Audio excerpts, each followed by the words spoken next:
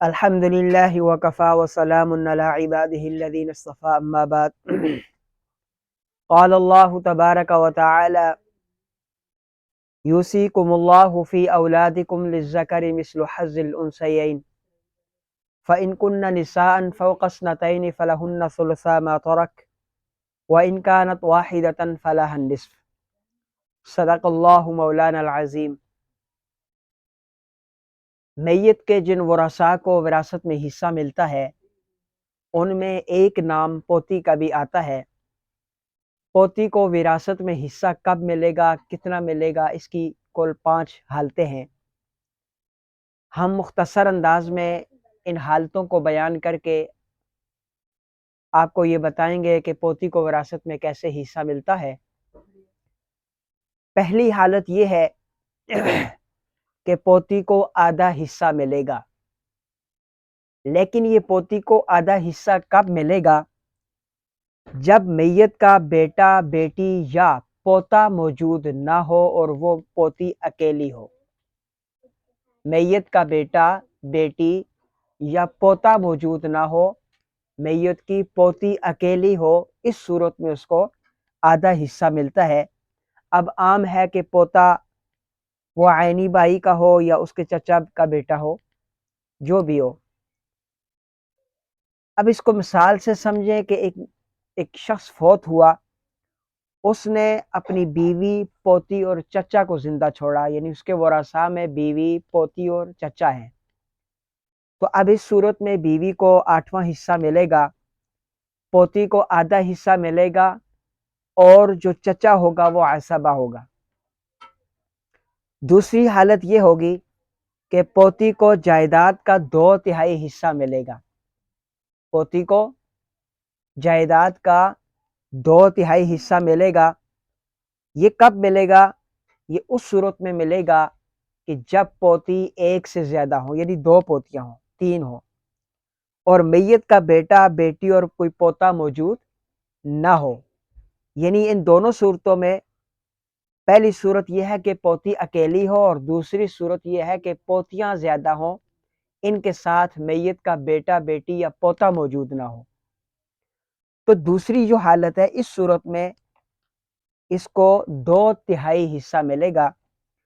مثال کے طور پر ایک شخص فوت ہوا، اپنی بیوی، 2 پوتیاں اور ایک چچا کو زندہ چھوڑا، تو اس صورت میں بیوی کو 8واں حصہ ملے گا، 2 پوتیوں کو 2/3 حصہ ملے گا، اور چچا پھر عصبہ ہو کر وارث بن جائے گا۔ اسی طرح تیسری حالت یہ ہوگی کہ پوتی کو جائیداد کا 6واں حصہ ملے گا، چاہے پوتیاں ایک سے زیادہ ہوں، اگر ان کے ہمراہ میت کی ایک بیٹی موجود ہو، یعنی بیٹیوں کے حصے 2/3 کو پورا کرنے کے لیے جب میت کا بیٹا اور پوتا بھی موجود نہ ہو۔ مثال کے طور پر ایک آدمی فوت ہو گیا، اپنی بیوی، بیٹی، 2 پوتیوں اور چچا کو زندہ چھوڑا، تو اس صورت میں بیوی کو 8واں حصہ ملے گا، بیٹی کو آدھا حصہ ملے گا، اور 2 پوتیوں کو 6واں حصہ ملے گا، اور چچا عصبہ بن جائے گا۔ اب چاہتے ہیں چوتھی حالت کی طرف۔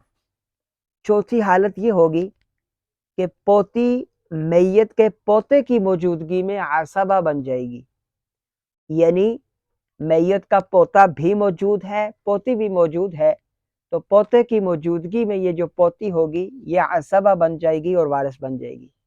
پوتا 2 حصے لے گا اور پوتی 1 حصہ لے گی، للذکر مثل حظ الانثیین کی صورت بن جائے گی۔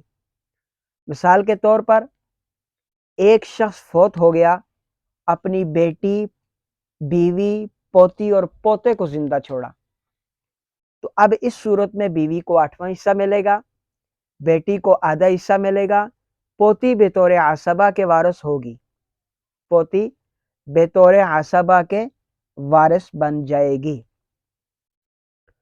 اور 5ویں جو حالت ہے وہ یہ ہے کہ پوتی میت کے بیٹے کی موجودگی میں وراثت سے محروم رہ جائے گی۔ جب میت کا بیٹا موجود ہو تو اس صورت میں پوتی محروم رہ جائے گی، اسی طرح دو بیٹیوں کی موجودگی میں بھی پوتی محروم رہ جائے گی.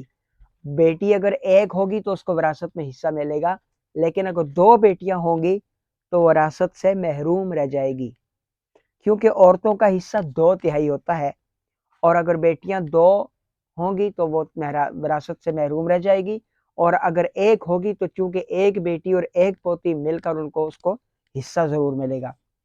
مثال کے طور پر ایک آدمی فوت ہو گیا اور اپنی بیوی، بیٹا اور پوتی کو زندہ چھوڑا، تو اس صورت میں خاوند چوتھا حصہ لے گا اور باقی ترکہ بیٹا بطور عصبہ لے جائے گا، اور پوتی بیٹے کی موجودگی میں محروم رہ جائے گی. یہ تھی پوتی کی 5 حالتیں اور 5 صورتیں. ان 5 صورتوں میں کہیں پوتی کو حصہ ملتا ہے اور کہیں حصہ نہیں ملتا. اللہ تعالیٰ مجھے اور آپ کو علم میراث کو صحیح طور پر سمجھنے کی اور اس کو سیکھنے اور سکھانے کی توفیق عطا فرمائے. السلام علیکم ورحمۃ اللہ وبرکاتہ.